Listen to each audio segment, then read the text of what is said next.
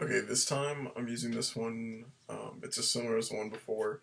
I've taken most of the countries off and I've added uh, Liberia, which previous to like the 1990s was considered very low on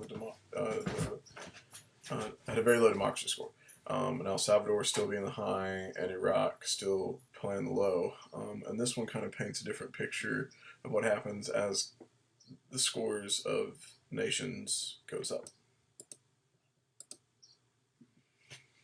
So Liberia is still pretty low. El Salvador starts to go up, but still receiving relatively the same amount of aid. Liberia is receiving slightly more aid. El Salvador receiving about the same. Liberia's back and forth. And Liberia, like in the 90s, gets a neutral score, it looks like. And see, even Iraq there went up above them, but then like something happens, and Liberia gets lots of money.